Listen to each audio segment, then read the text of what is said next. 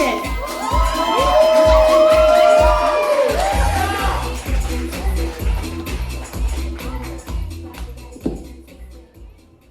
We made it, everybody. It's 2025. Yeah. Try to kill us now. Trump, I guess. I don't know. There wasn't a joke there. I just got excited. How many of you guys went home for the holidays? Maybe just a few? One person in the corner? All right. Yeah. You ever have, like, when you go home for the holidays, you immediately regret going home for the holidays?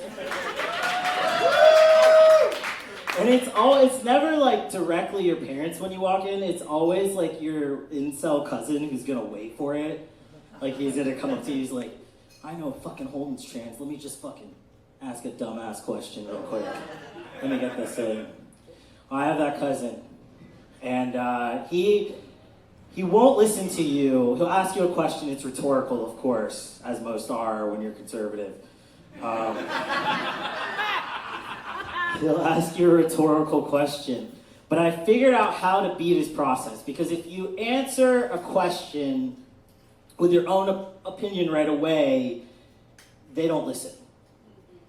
So what you do is, you conservative family member, they ask a rhetorical question, you say, I agree.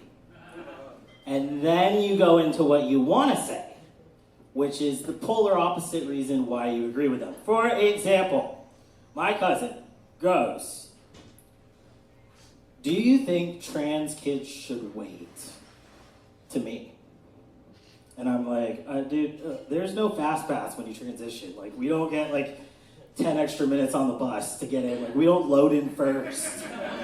Like, I can't go to like TBCY and just skip the line of straights and be like, this is my spot. I got the trans pass. You don't know what I did to get this. But he goes to me and he's like, do you think trans kids should wait? And I used my method. I said, you know what, I agree. And he perks up. He's like, what? You agree? I'm like, no, I totally agree. I think the trans kids should wait until they're an adult to come out as trans. And he's like, this is insane. Why do you say that?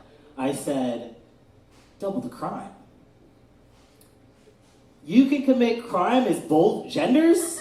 Are you kidding me? I spent the first half of my 20s as a woman getting kicked out of every Austin bar. They don't recognize me anymore. I'm back in. I'm back in. And it's like a different set of crimes you can do. Like as a woman, yeah, you steal a few things from Ulta, you get away with it. Like you can even become non-binary for a second, a few traffic violations, and then you become the dumbest criminal of all. You become a man, and that is a crime in itself, really, if you think about it. Yeah, you get to go outside, be drunk in public, punch the ground a bunch. It's just a man. You get to go assassinate a CEO, and everybody loves you. Hell yeah. Yeah! Don't get me started, I'm still on stage, goddammit, I got a minute left.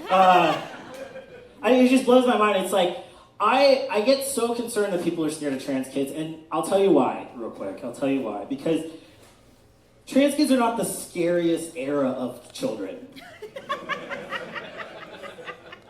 None of us remember the scariest era of children, which is in fact Victorian children. You could put a picture of a modern day trans child next to a Victorian child, and which one are you gonna fear? They're creepy. They don't have, like, what is a trans kid gonna do if I'm stuck in a room with him? He's just gonna talk to me about Roblox to death. Because that's all he or she's ever gonna do. They're just to talk about Roblox. What is a Victorian child gonna do? They're gonna float. They're gonna ask me for taffy, probably, which we don't have anymore. I know, they're gonna cry. So that's the next time you are stuck with a conservative family member, remind them that, kids, yes, they can be trans. But you can always be stuck in a room with a Victorian child, and they're not very durable. They're just all ghosts. And that is my PSA for tonight. Thank you guys.